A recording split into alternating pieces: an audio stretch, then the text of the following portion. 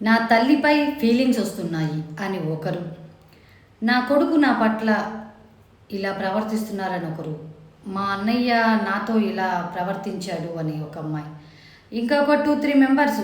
నేను ఇట్లాంటివి అస్సలు ఫేస్ చేయలేను. న్యూస్ కూడా చూడను నేను. ఇట్లాంటివి ఫేస్ చేయలేక ఈ వరుస వాయాలేని వాళ్ళంటే నాకు అసహ్యం.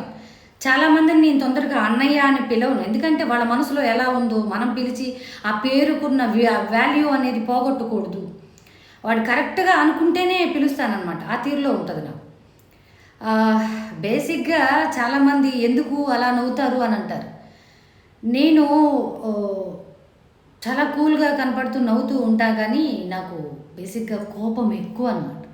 ఆ కోపం వల్ల ఇదిగో ఇలా చెప్పిన వాళ్ళకి ఏం చేశానంటే ఎలా పడితే అలా మాట్లాడుతూ తిడుతూ వీడియోస్ చేశాను నేను.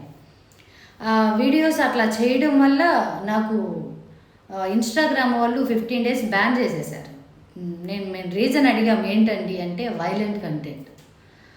ఇక ఏ విషయమైనా చాలా కూల్గా ఉండాలి అంటే కొద్దిగా అప్పుడు మనకి మెచ్యూరిటీ లేక ఎవరైనా ఏదానంటే అమ్మటే ఎలా పడితే అలా తిట్టడం. ఇప్పుడు కొద్దిగా మెచ్యూరిటీ వచ్చింది. కొంతమంది చెప్పినప్పుడు వాళ్ళకి మెచ్యూరిటీ లేదని హ్యాపీగా నేను నవ్వుకుంటూ వీడియోస్ చేస్తాను. కొన్ని నవ్వుతూనే వీడియోస్ చేస్తూ ఉంటాను అన్నమాట. ఇట్లాంటి మాటలు నాకు వినటానికి కూడా తీసుకోలేము, ఎందుకంటే కోపం వస్తుంది.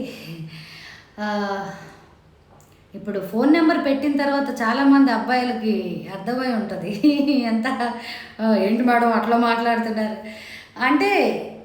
నా ప్రేమ కూడా కోపంగానే ఉంటుంది. నన్ను అర్థం చేసుకున్న వాళ్ళకి అర్థమవుతుంది, కానీ అంతే గట్టిగానే మాట్లాడతాను. ఏంటండి ఎక్కడ ఈ తీరులో ఉంటుంది అనమాట. ఇలాంటి వాటికి సమాధానం అంటే కష్టం, కానీ ఆలోచించి మాట్లాడతాను. కన్ఫామ్గా సమాధానం చెప్తాను. అండ్ ఒకరికి సమాధానం చెప్పాను, యూట్యూబ్లో లాంగ్ వీడియోస్లో ఉంటుంది చూడండి. యూట్యూబ్లో అయితే నేను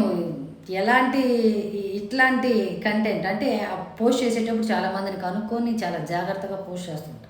ఎందుకంటే ఒకసారి దెబ్బతిన్నప్పుడు ఇంకోసారి దెబ్బ తినకూడదని జాగ్రత్తగా పోస్ట్ చేస్తుంటా. ఏది పడితే అది తొందరగా నేను అసలు మామూలుగా ప్రమోషన్స్ కూడా చేయను. ఏదైనా లిమిట్ అది జాగ్రత్తగా, ఏదైనా చేయకూడదు చేసినా ఒక నెలలో తీసేస్తుంటాను అనమాట. ఆ తీరులో ఉంటా. యూట్యూబ్లో జాగ్రత్తగా ఉంటా. ఇన్స్టాలో కూడా ఇప్పుడు చాలా చాలా జాగ్రత్తగా ఉంటున్నాను. ఇలాంటి విషయాలు చాలా జాగ్రత్తగా ఆలోచించి మాట్లాడాలి. ఒక్కొక్కటి వీడియో పోస్ట్ చేస్తాను, ప్లీజ్ వెయిట్.